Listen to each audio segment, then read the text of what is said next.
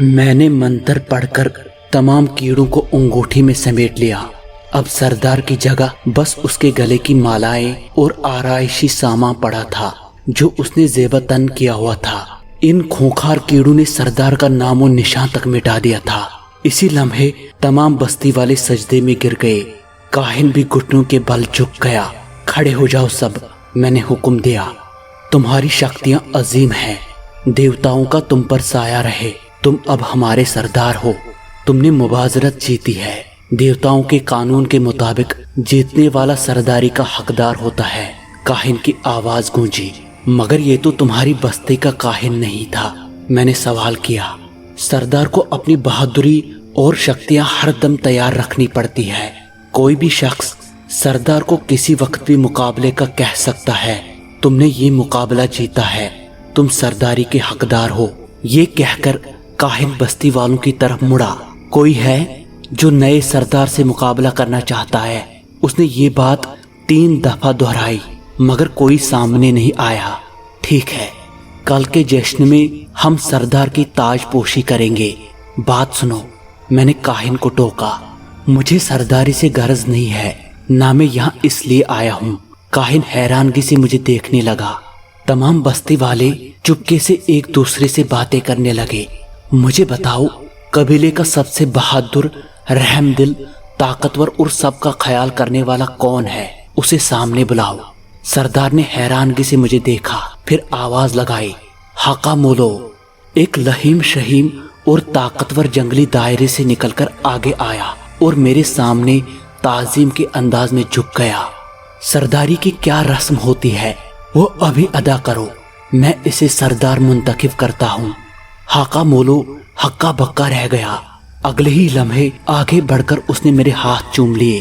ایک طویل، بور کر دینے اور تھکا دینے والی رسموں، ناچ گانے اور شور شرابے میں سرداری اسے سونپ دی گئی۔ اسی میں صبح کا اجالا نمودار ہونے لگا۔ میں نے سردار اور کاہن کو کہا، مجھے ضروری بات کرنی ہے، کسی جھونپڑی میں انتظام کرو اور میرے پاس آؤ۔ کچھ دیر میں وہ دونوں میرے سامنے تھے۔ ایک تھال میں پھل، میوے، گوشت، شراب رکھی تھی۔ میں نے سادہ پانی طلب کیا۔ یہ گوشت کس چیز کا ہے؟ میں نے سوال کیا۔ یہ جنگلی خرگوش کا ہے، سردار نے جواب دیا۔ میں نے شکر ادا کیا۔ گوشت بھنا ہوا تھا۔ میں نے کھانا شروع کر دیا۔ اس کا ذائقہ بالکل مرغی کے گوشت سے ملتا جلتا تھا۔ یہ بتاؤ، تمہارا پچھلا سردار کسی لڑکی کو یہاں لایا تھا یا اس نے کسی لڑکی کو قید کیا ہوا تھا؟ میں نے گوشت کھاتے ہوئے کاہن سے سوال کیا۔ کاہن نے حیرانگی سے مجھے دیکھا، پھر سردار کو دیکھا اور نفے میں گردن ہلا دی۔ میرا ہاتھ رک گیا، نیوالا منہ میں ہی رہ گیا۔ یہاں تو جو بھی باہر سے لایا جاتا ہے ہم اسے کھا لیتے ہیں، کاہن نے فخر سے کہا۔ یہ تو ممکن نہیں تھا، یہ آدم خور ارینا کو پکا کر کھا جائے۔ ہمزاد غلط نہیں کہہ سکتا، پھر نہ جانے یہ کیا گڑبڑ ہے۔ کوئی ایسی جگہ جہاں قیدیوں کو رکھا جاتا ہے؟ میں نے سردار سے پوچھا۔ ہاں، وہ غار جس میں تم بھی قید رہے ہو، اور ایک اور غار ہے جس میں ہم ان قیدیوں کو رکھتے ہیں جنہیں کھانا نہیں ہوتا۔ ایسے کتنے قیدی ہیں؟ میں نے پوچھا۔ 7 مرد اور 3 عورتیں، کاہن نے اس بار جواب دیا۔ سب سیاہ فام ہے، ہم سیاہ فاموں کا گوشت نہیں کھاتے، سردار نے کہا۔ واہ، تمہاری اخلاقیات! میرے منہ سے بے اختیار نکلا، مگر مجھے ارینا سے غرض تھی۔ ان کی اخلاقیات اور معاملات سے کیا لینا دینا؟ میں ابھی دیکھنا چاہتا ہوں قیدی، میں نے کاہن سے کہا۔ اگرچہ سیاہ فام قیدی تھے وہ، مگر پھر بھی دل کی تسلی۔ کھانا کھا کر میں اٹھ کھڑا ہوا اور سردار اور کاہن کی معیت میں چل پڑا۔ کافی دور جا کر ایک غار نظر آیا جس کے دہانے پر جنگلی پہرے دار موجود تھے۔ میں سردار اور کاہن کے ساتھ اندر داخل ہو گیا۔ ایک ایک قیدی کو غور سے دیکھا، مگر ارینا ان میں نہیں تھی۔ میرا دل جیسے کسی نے مٹھی میں جکڑا ہوا ہو۔ میں دونوں کے ساتھ واپس پلٹ گیا۔ تمہیں کس کی تلاش ہے؟ ہمیں بتاؤ شکتیوں والے، کاہن نے سوال کیا۔ تمہارے پچھلے سردار نے میری عورت کو لا کر یہاں قید کیا تھا۔ وہ سیاہ فام نہیں، سفید فام ہے اور بے انتہا حسین اور خوبصورت ہے۔ نہیں شکتیوں والے، ایسی کوئی عورت ہوتی تو میرے علم میں ضرور ہوتی۔ تمہیں غلط فہمی ہوئی ہے کوئی؟ نہیں سردار، میری شکتیوں نے مجھے بتایا ہے، غلط فہمی نہیں ہو سکتی، میں نے زور دے کر کہا۔ وہ سردار کسی جھونپڑی میں رہتا تھا، مجھے وہاں لے چلو، میں نے کاہن سے مخاطب ہو کر کہا۔ سردار کے استعمال میں 2 عورتیں تھیں شکتیوں والے، وہ تمہارے استعمال کے لیے بھجوا دی جائیں گی، وہ تمہارا حق ہے۔ ان کے علاوہ بھی بستی کی کسی بھی لڑکی کو استعمال کرنا چاہو تو اشارہ کر دو۔ سردار نے کہا، ارے لعنت یار، کیسے لوگ ہیں یہ؟ عورتیں کوئی استعمال کی چیز ہوتی ہے؟ ایک وہ قبیلہ تھا جہاں مردوں کو عورتیں استعمال کرتی تھی اور یہ لوگ عورتوں کو کرتے ہیں، کیا جہالت ہے۔ مگر میں اپنے خیالات زباں پر نہیں لایا۔ نہیں سردار، عورتیں تمہیں مبارک، مجھے اپنی عورت سے غرض ہے، میں کچھ آرام کرنا چاہتا ہوں، مگر اس سے پہلے میں سردار کی جھونپڑی میں جانا چاہتا ہوں۔ سردار اور کاہن سر ہلاتے ہوئے ایک طرف بڑھنے لگے۔ یہ باقی جھونپڑیوں کے مقابلے میں کافی بڑی جھونپڑی تھی۔ میں اندر داخل ہو گیا۔ اندر سردار کی بیویاں موجود تھی۔ مجھے دیکھ کر وہ تعظیماً جھک گئی۔ میں کچھ دیر جھونپڑی کا جائزہ لیتا رہا۔ سردار اور کاہن حیرانگی سے مجھے دیکھ رہے تھے۔ آخر کار میں نے مایوس ہو کر جھونپڑی سے واپس باہر کی طرف قدم بڑھائے۔ ابھی ایک پاؤں جھونپڑی سے باہر تھا کہ ایک تیز آواز سنائی دی اور میرا دل دھک کر رہ گیا۔ میں نے پلٹ کر دیکھا، آواز جھونپڑی سے آئی تھی۔ میں نے پلٹ کر سردار سے کہا، اسے باہر نکالو۔ وہاں لکڑی اور گھاس پھوس کا تخت بچھا ہوا تھا۔ سردار آگے بڑھا اور جھک کر اس نے تخت کے نیچے سے ایک پنجرا نکالا۔ میری آنکھیں اس پر جم کر رہ گئی اور آنسو پلکوں پر آ گئے۔ شاید غم اور خوشی ایک ساتھ تھے۔ میں نے آگے بڑھ کر پنجرے کا دروازہ کھولا۔ میاؤں کی آواز کے ساتھ ایک بلی پنجرے سے نکلی اور میری باہوں میں آ گئی۔ میں نے اسے سینے سے لگا لیا۔ میری جان، میرے دل کا چین، میرے دل کی دھڑکن، ارینا تھی وہ، میری ارینا۔ میری آنکھیں بھیگی ہوئی تھی، نہ چاہتے ہوئے بھی آنسو پلکوں پر نہیں ٹھہر پا رہے تھے۔ میں سردار، کاہن اور ان عورتوں سے بے خبر ارینا کو سینے سے لگائے ہوئے تھا۔ یقینی بات ہے ارینا مجھے پہچانتی تھی، مگر بلی کے روپ میں بات کرنا اس کے اختیار میں نہیں تھی۔ کیسی بے بسی تھی، کیسی اذیت تھی۔ ملے بھی تو ادھورا ملن۔ میں نے اسے تھام کر ماتھے پر پیار کر دیا۔ وہ بھی میرے چہرے سے اپنا چہرہ رگڑنے لگی۔ بہت دیر ہم ایک دوسرے میں کھوئے لاڑ کرتے رہے، محبتوں کا اظہار کرتے رہے، جدائی کے لمحوں کو دل کی آواز میں بیان کرتے رہے۔ اس قابل نفرت سادھو نے ارینا کو بلی کے جسم میں قید کر دیا تھا۔ آخر کار میں اٹھ کھڑا ہوا۔ ارینا میرے بازو میں تھی۔ سردار اور کاہن کی آنکھوں میں شدید حیرانگی تھی۔ یہی میری عورت ہے سردار، ایک خبیث جادوگر نے اسے بلی کے جسم میں قید کر دیا ہے۔ سردار اور کاہن نے سمجھی نہ سمجھی کے انداز میں سر ہلایا۔ چلو، میں آرام کرنا چاہتا ہوں، پھر مجھے واپس جانا ہے۔ کچھ دیر بعد میں اپنی جھونپڑی میں تھا۔ میں نے ارینا کو سینے پر لٹایا۔ میں جانتا ہوں ارینا، تم مجھے سن اور سمجھ سکتی ہو۔ میں نے بہت تکلیفیں اٹھائی، بہت اذیتیں جھیلی ہے تمہیں پانے کے لیے۔ میری جان، میری زندگی ہو تم، اور آخر کار میں نے تمہیں پا لیا ہے۔ فکر مت کرو، میں تمہیں آزاد کروا لوں گا۔ میاؤں کے علاوہ وہ بیچاری کہہ بھی کیا سکتی تھی؟ میں اس سے باتیں کرتا جانے کب نیند کی آغوش میں اتر گیا۔ آنکھ کھلی تو ارینا میرے سینے پر نہیں تھی۔ میرا دل دھڑک اٹھا، میں ہڑبڑا کر اٹھ بیٹھا۔ ارینا، میں نے آوازیں دی۔ میں اٹھ کر کھڑا ہوا تھا کہ سردار جھونپڑی میں داخل ہوا۔ اس کے پیچھے ارینا بھی چلتی آ رہی تھی۔ میری جان میں جان آئی۔ شکتیوں والے، تمہاری بلی مطلب تمہاری عورت بھوکی تھی شاید، میں اسے کھانے کا سردار رک رک کر بول رہا تھا۔ ٹھیک ہے، کوئی بات نہیں، میں نے اس کی بات کاٹ دی۔ ارینا بھاگتی ہوئی میرے قدموں میں آ چکی تھی اور سر اٹھائے منتظر تھی اسے باہوں میں لے لوں۔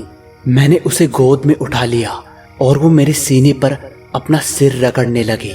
سردار جلد از جلد اسی وقت میری واپسی کا انتظام کرو۔ مجھے دریا تک پہنچنا ہے۔ سردار نے سر ہلا دیا۔ بستی والوں اور سردار کے الوداعی مناظر، نیک تمنائیں بھگتتا کھانا کھا کر میں وہاں سے روانہ ہو گیا۔ میرے ساتھ قبیلے کے 2 افراد تھے۔ ارینا کو میں نے گود میں اٹھایا ہوا تھا اور وہ حسب معمول میرے سینے پر اپنا چہرہ رگڑ کر لاڑ میں مشغول تھی۔ آخر کار اس جنگل سے ہم باہر نکلے بنا کسی مصیبت یا پریشانی کے۔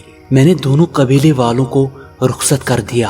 میں نے دریا کنارے پہنچ کر حمزاد کا تصور کیا۔ اگلے ہی لمحے حمزاد میرے سامنے تھا، چہرے پر شرارتی مسکراہٹ لیے۔ بہت ڈھیٹ ہو تم بھائی، پھر بچ کر آ گئے، اور تم تو ارینا کے لیے گئے تھے، یہ بلی کس کی اٹھا لائے؟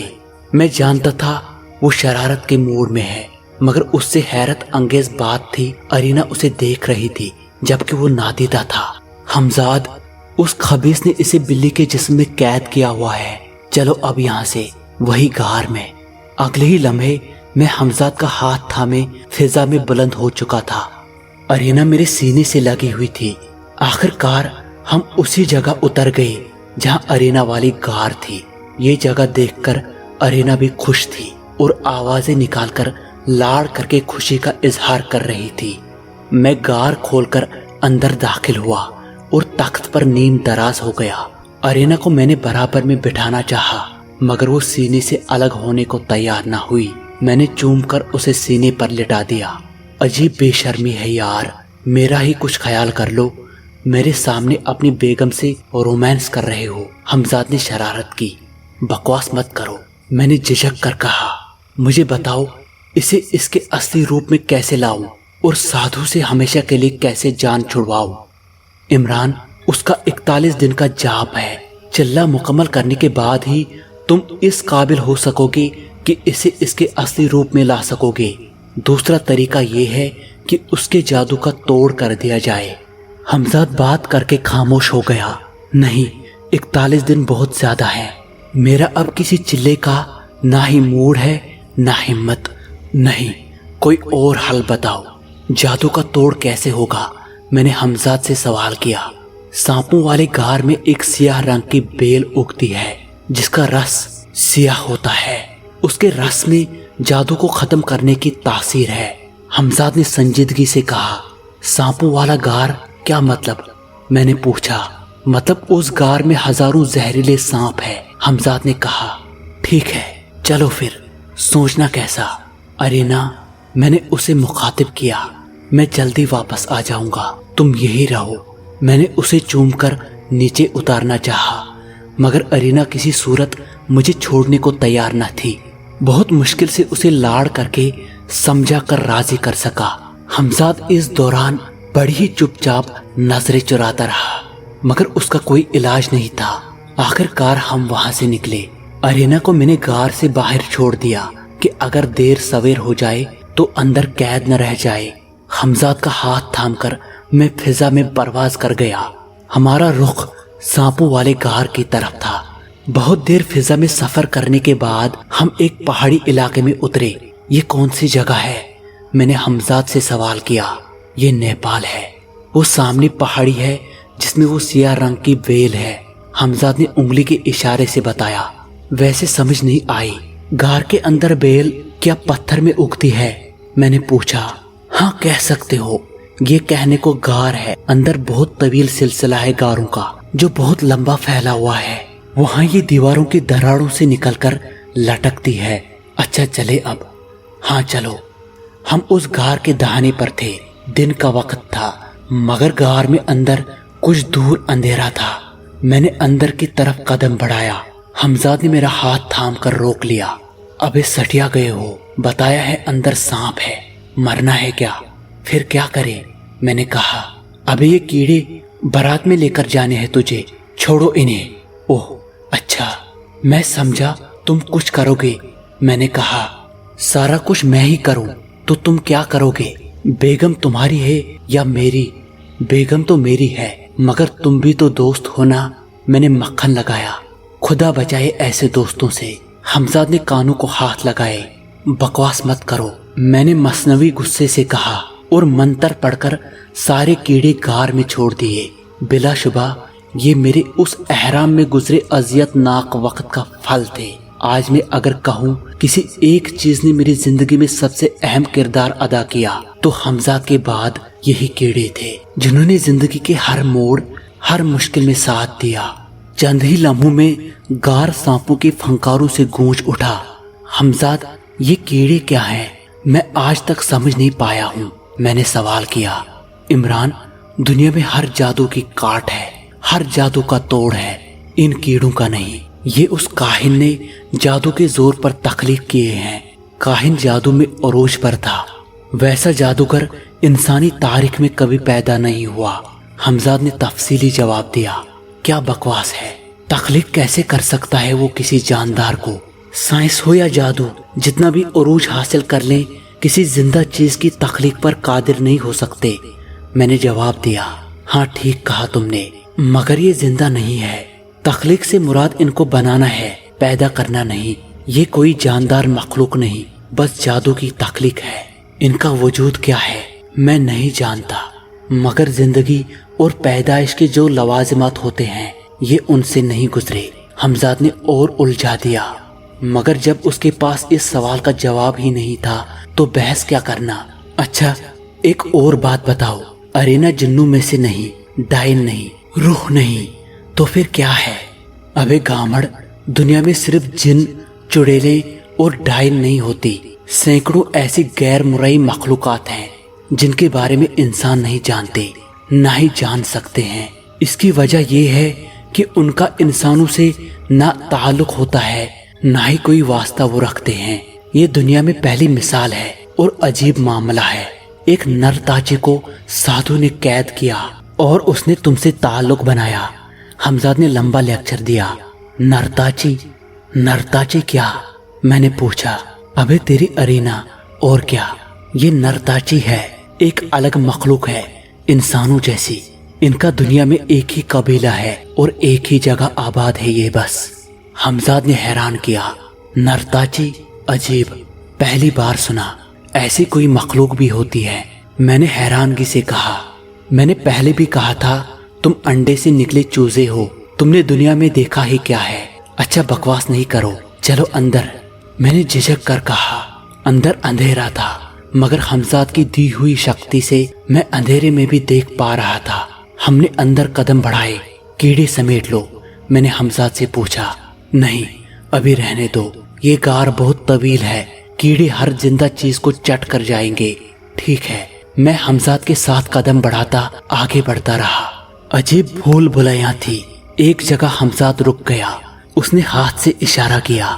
میں نے نظر اٹھائی تو سامنے دائیں طرف پتھروں کے نیچے مجھے وہ بیل نظر آئی۔ میں آگے بڑھا اور کافی ساری بیل سمیٹ لی۔ یہ عکاس بیل کی طرح تھی، مگر اس کی رنگت سیاہ تھی۔ بیل لے کر ہم واپس پلٹے اور غار کے دہانے تک آ گئے۔ دہانے پر پہنچ کر منتر پڑھ کر میں نے سارے کیڑوں کو سمیٹا اور ہم فضا میں پرواز کرنے لگے۔ بہت دیر بعد ہم واپس ارینا والی غار کی جگہ جا کر اترے۔ میں نے بیل تھامی ہوئی تھی۔ میں نے ارینا کی تلاش میں نظریں دوڑائیں، مگر مجھے وہ کہیں نظر نہیں آئی۔ میں اسے سختی سے تاکید کر کے گیا تھا، غار سے دور مت جانا، مگر اب ارینا کہیں نہیں تھی۔ ارینا؟ ابے پاگل ہو گیا ہے کیا؟ کیوں شور مچا رہے ہو؟ حمزاد نے کہا۔ وہ ارینا، مجھ سے بات مکمل نہیں ہو پائی، پلکیں بھیگنے لگی، ابھی کہیں نہیں گئی، یہی ہے۔ اچانک ارینا بھاگتی ہوئی آئی، پتھر پر چھلانگ لگا کر ہوا میں اچھل کر میری طرف آئی۔ میں نے اسے بازو میں تھام لیا، پلکوں سے لگایا، جی بھر کر چوما۔ آپ کا لو سیشن ختم ہو گیا تو اب جادو کے توڑ کا کچھ کرے۔ حمزاد خبیث تھا بہت، میرے دل میں جیسے ٹھنڈک پڑ گئی ہو۔ میں ارینا کو لیے غار میں داخل ہو گیا۔ اس بوٹی کا صرف ایک قطرہ ہی اسے پلا دو، کافی ہے۔ میں جا رہا ہوں، ضرورت پڑے تو بلا لینا۔ حمزاد کہہ کر نظروں سے اوجھل ہو گیا۔ مجھے اندازہ ہو گیا اس کے جانے کی وجہ کا۔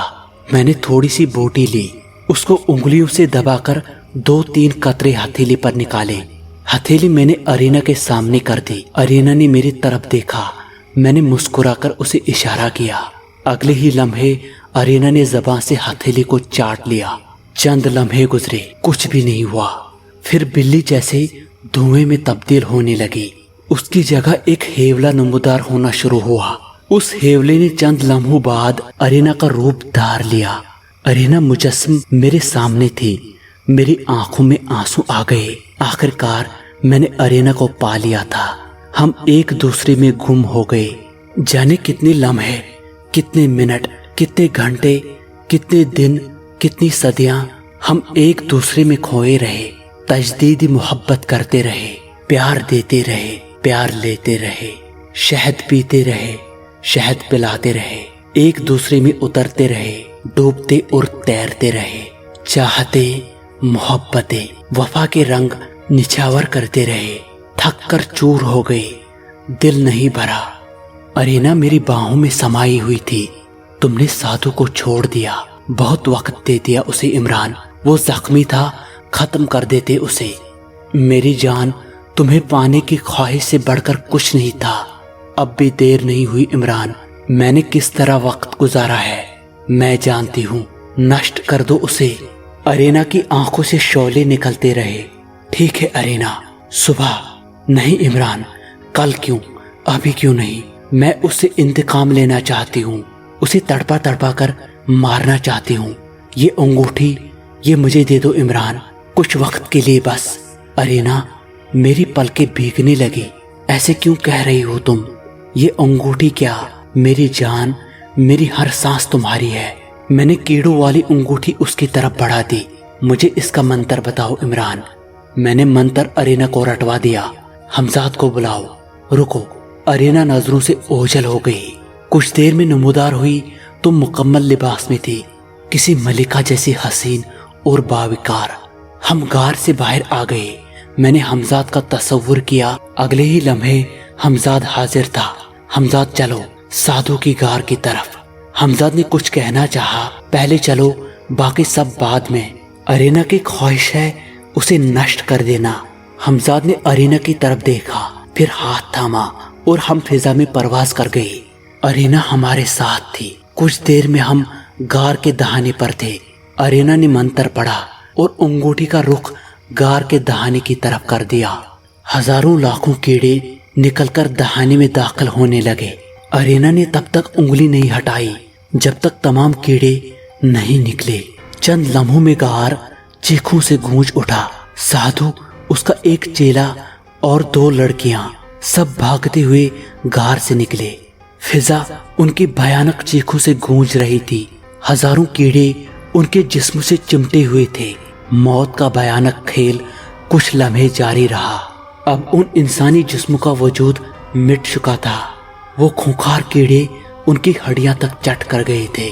ارینا نے انگوٹھی میری طرف بڑھا دی۔ اس کا انتقام پورا ہو گیا تھا۔ میں نے منتر پڑھ کر سارے کیڑے سمیٹ لیے۔ کچھ دیر میں ہم سادھو کی غار میں داخل ہوئے۔ میں نے حمزاد کو اشارہ کیا۔ کالی دیوی کی مورتی اگلے لمحے زمین بوس ہو چکی تھی۔ حمزاد، اس جگہ کو راکھ کر دو۔ ارینا ڈائریکٹ حمزاد سے مخاطب ہوئی۔ حمزاد نے میری طرف دیکھا۔ میں نے اس بات میں سر ہلا دیا۔ حمزاد غائب ہو گیا۔ کچھ دیر میں نمودار ہوا تو اس کے ہاتھ میں مٹی کے تیل یا شاید پیٹرول کا گیلن تھا۔ ہم غار سے باہر آ گئے۔ چند لمحوں میں غار میں بھیانک آگ بھڑک اٹھی۔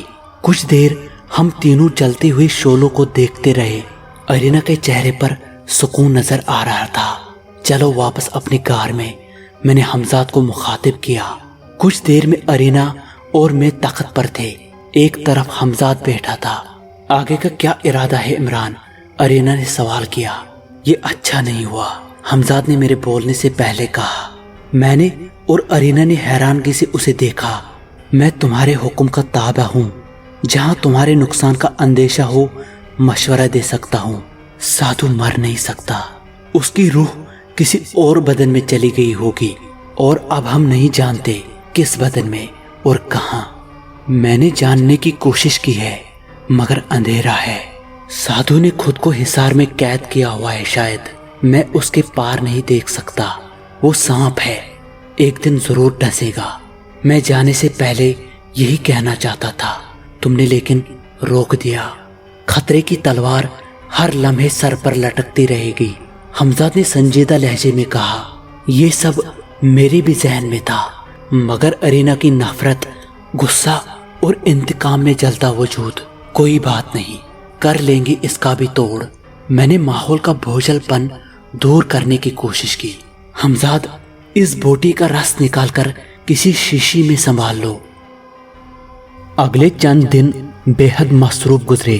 میں گھر واپس آ گیا تھا، بہت سے پیسے دیے ماں جی کو، حمزاد سے کہہ کر پیسے انتظام کروائے، گلشن میں ہی ڈبل اسٹوری کا بنگلہ خریدا۔ گھر والوں کو کہا کمپنی نے کرائے پر لے کر دیا ہے۔ باقی سب مان گئے، مگر والد صاحب شکوک و شبہات کا شکار رہے۔ اوپر والا فلور میں نے اپنے لیے سیٹ کر لیا، ایک درمیانے درجے کی گاڑی خرید لی۔ لینے کو تو کچھ بھی لے سکتا تھا، مگر گھر والوں کو کیسے مطمئن کرتا؟ وہ جادوئی سرما بیکار ہو چکا تھا، اسے پھینک دیا۔ میں ایک بار مر چکا تھا، اپنا جسم کھو چکا تھا، شاید تب ہی انگوٹھی واپس سفید ہو چکی تھی۔ میں 1 مہینے کی چھٹی کا بہانہ کر کے رکا ہوا تھا۔ ارینا ہر روز رات میں آ جاتی تھی، اس کی خوشبو سے مدہوش ہو کر میں اس میں گم ہو جاتا تھا۔ زندگی سکون سے گزر رہی تھی میرے ذہن میں، مگر حمزاد کی باتیں منڈراتی رہتی تھی، مگر میں انہیں اگنور کرتا رہا۔ بس یہی میری زندگی کی سب سے بڑی بھول تھی۔ ارینا میں گم ہو کر میں نے سب کچھ فراموش کر دیا تھا۔ ایک رات میں ارینا کے وجود سے خوشبو کشید کر رہا تھا کہ اچانک ارینا کے چہرے پر دہشت اور خوف کے تاثرات نمودار ہوئے۔ اس سے پہلے کہ میں کوئی سوال کرتا، ارینا میری نظروں سے اوجھل ہو چکی تھی۔ میں نے ہڑبڑا کر حمزاد کا تصور کیا، ایک لمحے میں وہ آ جاتا تھا، مگر اس بار وہ نہیں آیا۔ 10 دن گزر گئے ہیں، مارا مارا پھر رہا ہوں، کچھ بھی سمجھ نہیں آ رہا، کوئی شکتی نہیں میرے پاس۔ کہاں سے ڈھونڈوں ارینا کو، کہاں سے لاؤں حمزاد کو؟ میری دنیا اجڑ گئی، ویران ہو گئی۔ ارشد بھائی، عمران میرے کندھے پر سر رکھے سسک پڑا۔ میں نے وائس ریکارڈر کا بٹن آف کر کے اسے جیب میں ڈال دیا۔ کچھ دیر عمران آنسوں سے روتا رہا، میں نے رونے دیا اسے تاکہ دل کی بھڑاس نکل جائے۔ عائشہ منزل پر دھمتھل کے برابر میں چائے کے ہوٹل پر عمران اپنی داستان سنا رہا تھا۔ عمران میرے پاس کسی دوست کے حوالے سے آیا تھا، دوستی ہو گئی، اچھی سلام دعا ہو گئی، خوش مزاج اور سلجھا ہوا لڑکا تھا۔ 2-3 دنوں میں ہی مجھ سے کلوز ہو گیا۔ ایک دن فرمائش کی، ارشد بھائی میری کہانی سنیں گے؟ میں ہنس پڑا۔ کون سی کہانی؟ بہت عجیب ہے، شاید آپ یقین نہ کریں۔ کر لوں گا یقین، سناؤ تم۔ بہت طویل کہانی ہے بھائی، جتنی بھی طویل ہو سن لوں گا میں، فکر مت کرو۔ اور عمران نے اپنی داستان شروع کر دی۔ عمران کی عجیب داستان سنتے سنتے مجھے لگا میرے لیے اسے یاد رکھنا مشکل ہوگا۔ اگلے دن سے میں وائس ریکارڈر ساتھ لے جانے لگا۔ شام 5 بجے آتا تھا وہ، اور صبح 5 بجے تک مستقل میں سنتا تھا۔ عجیب سے موڑ پر داستان آ گئی تھی اس کی۔ اب کیا کرو گے؟ میں نے اس کے چپ ہونے پر پوچھا۔